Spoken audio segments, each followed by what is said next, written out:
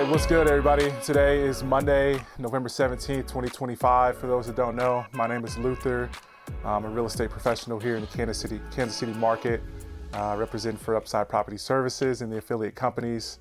And on this channel, I like to talk about real estate, investing in real estate, and the different aspects of the business, primarily capital, strategy, and operations. And so check out the previous videos, of course, if you want to learn more. In today's session, I'm going to take a deeper dive into the capital aspect of the business. And I'm going to throw out some numbers and some concepts.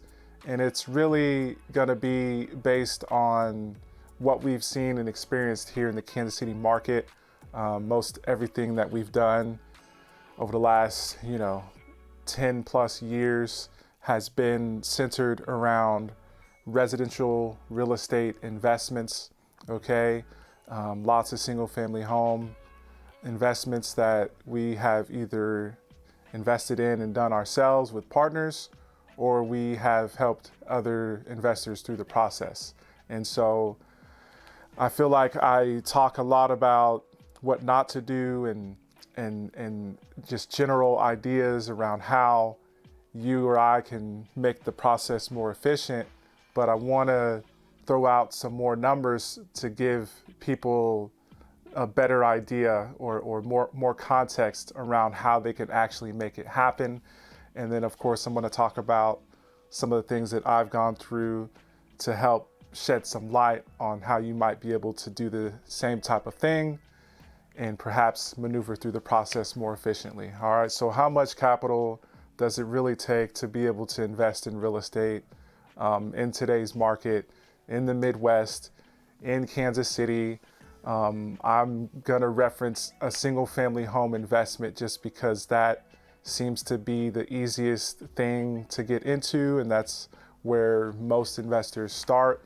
And I wanna clarify before I get any further that you yourself don't necessarily have to have the money, but you definitely want to be close to or plugged in with somebody that has funds and the ability to borrow, okay? Especially if you are wanting to grow a portfolio and invest for the long term. So those two key things, capital, access to capital, and the ability to borrow, okay? Shout out to one of my mentors, John Burley, who put me on game a few years ago. And of course, I attended a couple of their events and met a bunch of people who are doing the same type of thing. Lots of single family home investments, buy and hold, cash flow, equity position types of things. All right, so again, you yourself don't necessarily have to have the money, okay? You don't necessarily have to have the money yourself to even get started in the process, looking for opportunities, connecting with service providers, whether it's a contractor or a property manager, or perhaps a wholesaler or an agent, okay? But again, as you are growing, and if you are wanting to turn things up a notch, the access to capital and the ability to borrow is just absolutely critical. Okay, so in and around Kansas City, and by the way, I did mention something on a video that I did last week. I posted it on, I think it was Instagram or LinkedIn, and it was a few minutes, probably about 6-7 minutes long, and I couldn't get as into some of the details because it was going to be time consuming. So I wanted to carry that forward into today's session and talk about, okay, how much liquid capital, if I were to advise a client, or if I were to connect with a potential investment partner, I would tell them straight up, like, hey, it might be very good if we had liquid capital, or at least access to liquid capital of some type, $50,000 to $100,000, okay? So again, you don't necessarily have to have that to get started, but I'll tell you, I tried it the other way without money for almost 10 years, and we definitely made some things happen. I was able to do a number of deals, but I really wasn't able to grow like I wanted to grow until I started to look at private equity and private money and partnering or collaborating with individuals who had deeper pockets. And so, again, I say that, 50 grand to 100 grand in today's market to get into one single family home investment in and around the Kansas City. And you're gonna have to adjust the numbers based on where you're at, where you're looking to invest, or where you're currently investing. But that $50,000 to $100,000 is gonna be leveraged alongside or along with some other type of capital. Okay, so again, a lot of the investments that we do, we use some type of funding or financing. Okay, even if we are doing seller financing or some type of seller carryback, or perhaps using existing financing, in a lot of cases, there's going to be some type of first lien position debt. So that mortgage that's currently in place, or the mortgage that we're going to use to acquire, and then depending on how you attack it, which strategy you use, right? Leveraging that $50,000 to $100,000 in a certain way, strategically, hopefully effectively and profitably, to get to the finish line and get to your profits and your cash flow, depending on, your strategy and the operations and so forth. So that $50,000 to $100,000, how might you go about investing that? Okay, so there's three main ways that I think of, all right? One of them is commonly known as the BRRRR strategy, which a lot of you probably are familiar with, and some of you have already used several times or at least once. And for those that don't know, the BRRRR strategy, it is, an acronym for buy, renovate, okay, rent, refinance, and repeat. Okay, so, generally, the general idea about how that works, in a lot of cases, you're leveraging, let's say that $50,000, okay, you may leverage that alongside or along with some type of hard money loan or short-term debt. And the idea is to rehab the property and then the refinance and then to recoup all of your initial investment capital, okay, plus getting your hard money lender or your short-term lender paid off, okay? So that's a common thing that investors, a common way that investors attempt to invest in real estate, and it can work very well. However, there is quite a bit of risk that goes into that process. If you are wanting to use the BRRRR strategy, or if you want to rehab and refi to keep the property, to grow your portfolio, you just have to be mindful that there are inherent risks that a lot of investors don't think about. When you're using short-term debt, you're paying usually a higher interest rate, and you have a relatively short amount of time, maybe 6 to 12 months. And you're paying interest for the use of that money. And usually at the end of the 6 to 12 month period, there's a balloon that comes due, which means that you will have to pay off that first lien position debt, okay, in full, okay. Meanwhile, you've got to consider the interest that is part of that loan, plus whatever other fees are associated with using that short-term loan or that hard money loan, however that's set up. So you're using the short-term debt, which is, a lot of pressure because it's a relatively short amount of time. And then you have to keep in mind, like, the renovation process, that construction portion of that strategy, if you so choose it, has its own inherent risks, okay? And then once you have done the renovation, if you are even able to get through the renovation successfully, completely, and in a timely manner, then you got to refinance, okay? So the refinance costs money and it takes time because you have to go through an appraisal, a lot of times some type of inspection, and then you got to deal with the lending procedures, the underwriting, the processing, and so forth to get through the refinance. So that, in a nutshell, is the BRRRR strategy, which I've done successfully a number of times. I know a lot of investors here in the KC market have done it, and it can work pretty darn well, but you just have to be mindful that, okay, yeah, there are some things that don't really get talked about, and investors don't necessarily think about it beforehand. A lot of this stuff we just had to learn as we go through the process, and then we realize, okay, it's whatever it is, right? Cool, all right.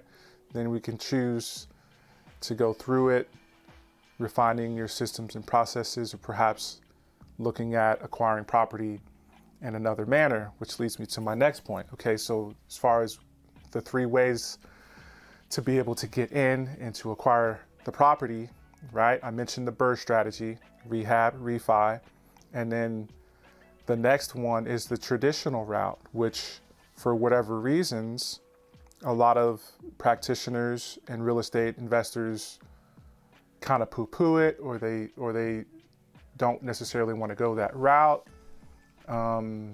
There could be a number of other reasons why real estate investors don't want to go the traditional route, right? Okay, so when I think of the traditional route, I think of buying a house, okay? Let's keep that same example. And the house is pretty much livable, or what's commonly referred to as turnkey, or it may be move-in ready, but just need some minor updates or repairs, but it's livable type of thing. So, and in the traditional route, you're going to look at leveraging that $50,000 to $100,000, as I mentioned before, and you're using that amount of capital, to put 20% or more down. Okay, so for a lot of investment loans, DSCR, non-QM type of funding, the lender in a lot of cases is going to require at least 20% down, okay, of the purchase price. And then there are going to be closing costs, and there's going to be loan costs and so forth. And you know, you might want to pay yourself as part of the process, whichever route you go. You as the operator, if you are running the business, you know, my recommendation, how I was taught by some of my mentors is like, hey, you want to pay yourself at some point, ideally up front, or at least somewhere along the way, because these things take time. Whether you're going the BRRRR route, rehab, refi, or if you're going the turnkey traditional route and you're putting 20 to maybe 30% or a larger percentage of the purchase price as a down payment. Even if you go the traditional route, right, and you get a house that's ready to go, it still could take maybe 2 to 4 weeks to close, if not more like 4 to 8 weeks to get through that process. And then from there, or perhaps along the way, you can get the ball rolling on finding your tenants or preparing to find residents who are going to live in the home so you can get to your cash flow, right? So on the traditional route, it could take a month or two to get through that process, and then however long it takes to find the tenants and so forth, maybe a couple months, maybe 3 months. But the BRRRR strategy, right, that we are, you know, a lot of investors appear to be, or they say that they're fond of. I have a different belief, a different experience, which I've talked about in the past, and maybe I'll get into a little bit later. But the BRRRR strategy, right, is going to take even more time and energy and efforts, and in some case, even more capital than it would take to go the traditional route. Okay, so this is somewhat advanced. This is pretty high level, but for those who are in it, you already know what it is. Again, I want to, part of what I want to do here is to educate, inspire, collaborate, hopefully do business with some of y'all out there.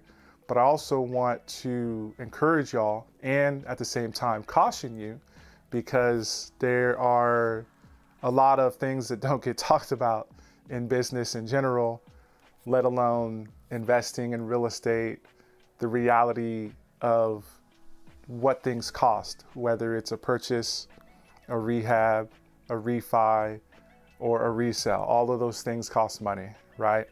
And again, most of us aren't using our own money, okay? You don't necessarily have to have 50 to 100 grand prior to getting started, but I promise you, if you do, it's gonna make the process in your life a lot much easier, okay? So the third way to be able to get in and to acquire the property, okay, I mentioned rehab, refi, I mentioned turnkey or traditional, okay?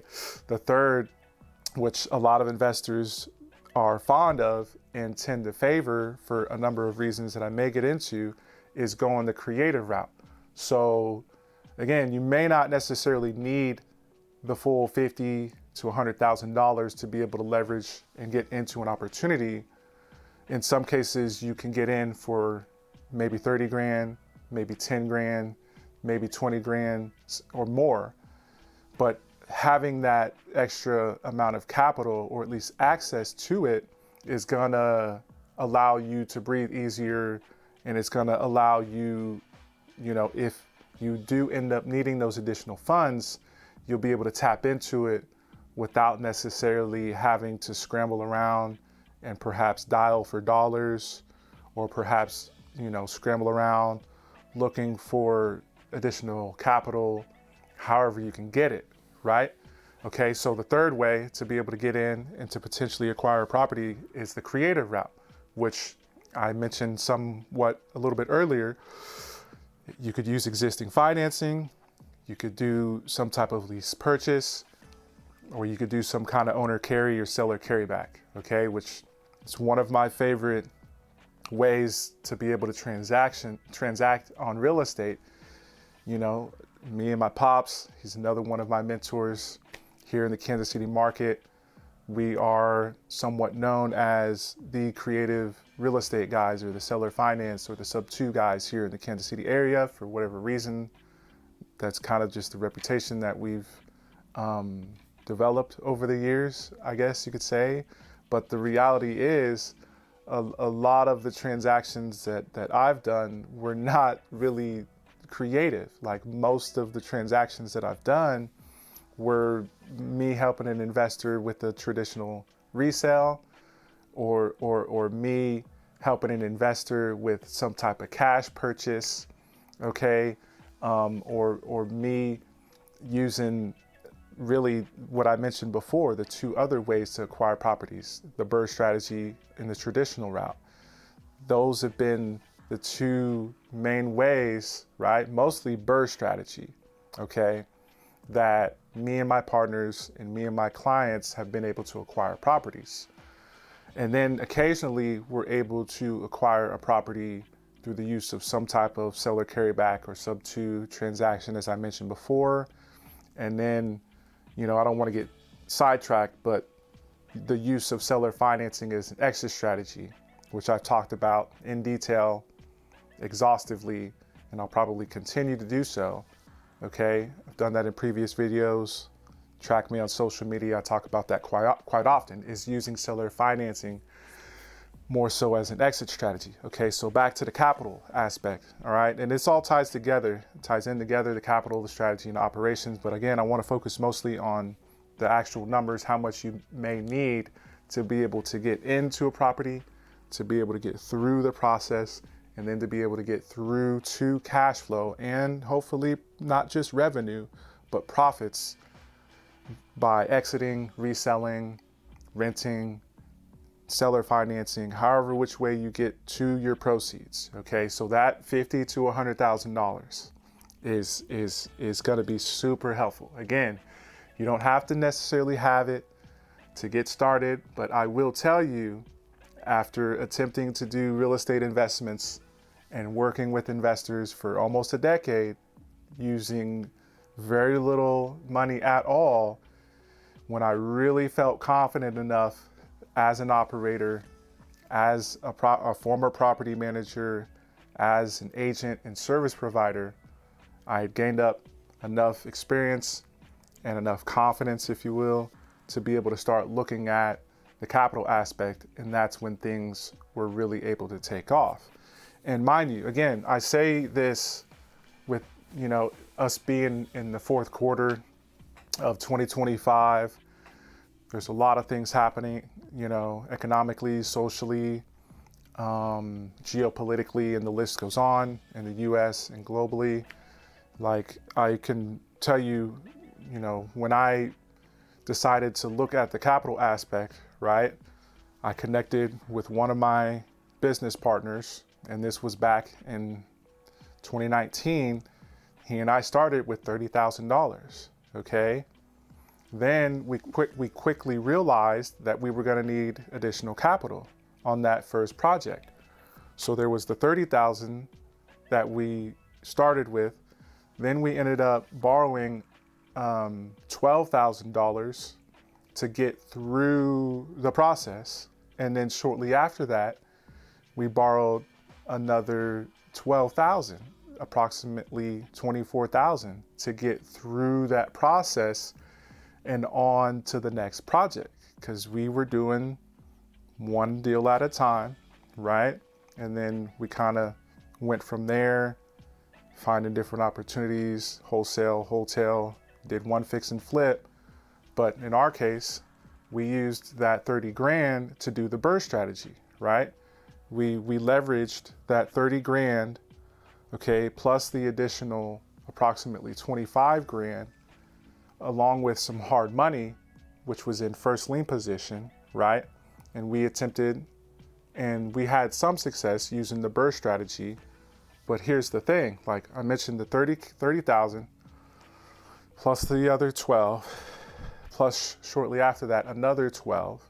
So you're at 55, approximately $1,000. We didn't start with that. We started with the 30 because we thought we knew better, and we thought things, would flow a little bit smoother. But hey, like, I quickly saw it and was like, all right, of that, okay, here's where things can get interesting too, because again, let me backtrack a little bit. There's the 30 grand, okay, that goes towards down payment to get into the deal, right? Because the hard money lender in this case was requiring us to put up some money to be able to acquire the property, okay? And then we had to get the renovation rolling, okay, which we needed to come out of pocket for because, my contractors weren't going to front their cost of the labor and material. As they got through a portion of the rehab, we needed to get them settled, okay? That's where the additional 12 plus the other 12 came in. Okay, so there's the down payment for the acquisition. Of course, there was some closing costs. Then getting through the renovation, okay? And then paying for the hard money each month. We had 6 months to get through the rehab, and then we could resell, or in our case, what we did, we chose to refi. So during that 6-month period, which we used all 6 months, each and every month, we had to pay interest on the loan for the hard money loan. So we had to come out of pocket for that. And then when it came time to refinance, right, you realize that there's additional costs, also known as points, which is just another way of saying interest that you pay for the use of that money, okay, that you get hit with, that's in there. It's in the documentation, it's in the fine print. The lenders tell you this, but we got to go through the process at least once before it really sticks, right? So then we get through that process and we're like, okay, cool, like we needed the additional money. That's the whole point I'm trying to make here, okay? And then in our case, okay, so some of y'all know we do seller financing as an exit strategy. We, in this case, were able to refinance, okay, and we were able to recoup some capital but not all of it. Okay, so at the end of that particular transaction or that particular investment property or project, we ended up doing seller financing. We received $8,000 from our residents who are still in the home paying us today, okay? But as the deal got settled, right, and we saw how the chips fell or how the cookie crumbled, okay, let's just say that on that one property, we put out $45,000, okay? In the case of what we did, we refinanced and then we got a down payment from our owner finance buyer, but we didn't get the full $45,000 back. In this case, we got about $35,000 back, okay? So that means that there is approximately, or there was, at this point, I believe we recouped all of our capital that was left in the deal. So the thing about investing, whichever route you go, this is another concept that I do not hear investors talk about at all, is how much money is left in that investment, how much capital is left in that deal, okay? For us to assume that we'll be able to do deals regularly, year after year, more than 3 deals a year or whatever. If you plan on doing deal after deal after deal, whether it's 3 a year or 100 a year, for us to assume that we're gonna make profits and receive all of our initial investment capital and have no money left in that deal or in that portfolio is absurd. I don't want to curse on this, but for us to assume that is not realistic, okay? It's insane, okay? So even on that deal that I just went through the numbers on, assuming that we had laid out 45 grand, okay? Because we went over budget, we went past the deadline, we had to put up capital to get through the refi and so forth. So we had 10 grand, okay? We had 10 grand left in that investment property, okay? Then we were able to roll the proceeds into the next deal, okay? And on that next deal, we didn't do quite as well as far as staying within budget. You know, investors talk about being all in at 70 to 80% of the ARV. Well, we weren't, we weren't, okay, on either of those first two that we did. So we had, you know, it's about 10 grand tied up in that first deal. And then on the next one we did, we had approximately 20 grand tied up in that deal. And this is us doing seller financing as an exit strategy. Okay, so on that first deal, we got $8,000 down. I think on the second one, we got $20,000 down. But because of the unknown costs, and we quickly learned what the real estate investing business is all about, we realized, like, okay, if we're gonna do this thing, we need to be prepared to have money left in each deal. Of course we want to shoot for the moon, and of course we want to hit home runs every time, but that's not realistic. It's not how it works. Anybody that's telling you that, ask them for their tax return. Ask them to show you the receipts for the settlement statements and for the loan documents, okay? Because I venture also to say that most investors aren't really tracking what's coming in and what's coming out, and they're not really keeping an eye on the properties and taking care of the business. As again, like, real estate investing is a business. That was the last video that I uploaded. Take a look at that one too. Businesses require capital. Businesses require extra hands on deck. You as one individual or you and one other person aren't going to be able to do all of that stuff yourselves. It's insane. You want to flip houses and rehab and refi, there's going to be multiple people involved, and all of them are going to want to get paid. They're not helping you for free. You know what I'm saying? So the idea, the whole point again is I want y'all to be prepared, even if it's just a little bit more. If you can start with 20, 30 grand, right? It's gonna help you tremendously. But I'm telling you, at some point, you may get lucky on the first one or first two or first 10, but at some point, there's gonna be additional costs that come up, whether you go over budget or past the deadline. You have to pay more for the cost of the money, right? You may have to let one contractor go and bring in another one. So you're losing time, and that time costs money. And then, oh wait, when you do the refi, right? This is another thing that not enough investors either want to admit or are willing to talk about. On the BRRRR strategy, the refi, the rehab and refi. Okay, so back to that example that I gave earlier, me and that particular investment partner did roughly a dozen transactions in a 4-year span. And of those 12 investments, we held 7 of those, okay? And of those 7, we used the rehab refi strategy for all 7 of those.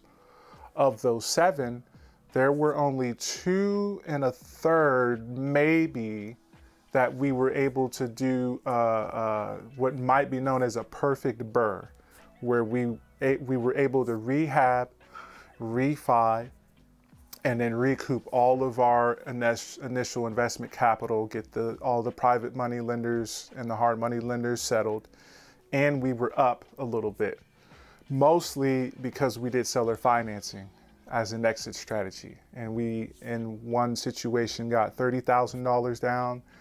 On 2 other occasions, we got $20,000 down. So that not only helped us complete the perfect BRRRR and recoup all of our initial investment capital while getting our hard money lender and private money lender settled, plus we had profits, or we were up after that. That only happened on 2 of those 7 that we kept. And I said a possible third because we had an insurance claim on it. You know, it was winter time, property went vacant, pipes froze. It's a long story, but it took longer to get through that process. So 2 out of the, maybe 3 out of the 7, right? We were successfully able to do the perfect BRRRR, but then, okay, on the other 5 or 4, right? We had money tied up in those investments, okay? Of those 7, right, we made it through the process somehow. Somehow we made it through the process, the rehab, refi, and then we got residents in each of those 7 homes, and we did seller financing on all 7 of them. And even after getting large down payments, as much as $60,000 was the most that we got as a down payment on one of our contract for deed transactions in that group of 7. Even with that, okay, the whole portfolio, after doing 7 of them, they were all performing, we still had over $100,000 in second lien position debt that we needed to get settled. Plus, there was the capital that my business partner and I had invested on top of that, plus some credit card debt. Okay, so I want y'all to understand this more clearly, because again, I want y'all to know the truth. And I feel like I understand and know that there's not enough people talking about the reality, the actual business of real estate investing, which, if you haven't figured it out, at the end of the day, it's about the capital, okay? We're either trying to get capital or we're trying to make capital, okay? And it is possible to make money without being profitable. Think about that one, okay? It is possible to make money and create revenue without having a cash flowing portfolio for some investors. Think about that too. So you know, you want to dig deeper into this stuff. And again, this is a team sport, from the attorneys to the tax advisors to the CPAs to the mortgage brokers to the agents, contractors, property managers, and the list goes on, okay? All of us are expecting to get paid, okay? And if you aren't paying yourself for doing all of this, shame on you, Shame on me. That's the mistake, one mistake that I had to learn from, and I'm learning from right now. Because doing that BRRRR strategy, which we all think we're so fond of, and doing fix and flip and using hard money loans to do it on more than one occasion. Again, of those 7, or actually I'll add an eighth one, because we did fix and flip one of those. Of those 8 transactions, okay, there were 3 of them, okay, that took about a year to get through the entire process. So, and I'm on the ground running the business, managing the tenants or the residents, managing the contractors and the property managers and the service providers, not really thinking like, hey, maybe I should pay myself for this. Nope, I'm gonna wait for profits. Was that smart? Did we make it work? We made it work, but was it smart? Would I do it again? Maybe not. I don't know. You got to think about how you want to operate. I'm just telling y'all the truth about this stuff. All right. You got to figure out how you want to make it happen. But I'll tell you what, like, the capital is huge. Okay. And if you truly are serious about investing, ideally for the long run, increasing your net worth, increasing your revenue, hopefully increasing your profits and your cash flow, then it's not just access to the capital. And this is another key point that I quickly realized over the last few years, and I want to emphasize here before I take off, because I know I'm going a little bit long today, but it's not just about the capital, the strategy, and the operations. It's about access and leveraging the right types of capital that is going to fit in with your strategy and how you choose to operate your real estate investing business. Because, you know, I'll tell you, my pops will tell you, there's a lot of other real estate practitioners and investors that'll tell you, we can find cheap properties. We can borrow expensive money. There's a lot of lenders out there that are more than happy to loan us money, but again, it doesn't necessarily make sense with what we're looking to do long term for sure, but even in the short, medium term, it doesn't necessarily fit with what we are trying to accomplish, okay? So you gotta think about the right types of capital, access to plenty of it, or at least connections with people who can help you get through that process. And you're gonna have to probably get creative about paying them back or getting them tied in as an owner so that maybe you can get them paid back over time. But, you know, it's all gotta fit in there together, right? The right type of capital to be able to fit in with your investments, because I know I mentioned this on a previous video. It's easy to get carried away and you're finding different opportunities and you're going through the process, and it's easy to lose sight of what's going on because you're out making things happen, but sometimes you got to reel it back in and actually look at the numbers and look at the books. And, you know, you don't necessarily want to get too caught up with using a bunch of short-term debt for your long-term investments, okay? So another key aspect of long-term investing or investing in your portfolio, and this is a quote that I'll use from another mentor of mine, Leon Johnson, okay? Check him out on YouTube. The quote goes a little something like this: the key to good long-term investments is good long-term financing. All right, so I'll leave you with that. And again, thank you for tuning in. We're here in the Kansas City market. If you want to learn more about seller financing, you want to learn more about how you can not just leverage the capital, but access different types of capital to be able to grow your investing business and your investment portfolio, feel free to reach out. Again, you know, we could chop it up about seller financing, creative financing, and how we've been able to grow our portfolios here in the KC market and help other investors do the same thing, feel free to reach out. Have a great day. Peace, y'all.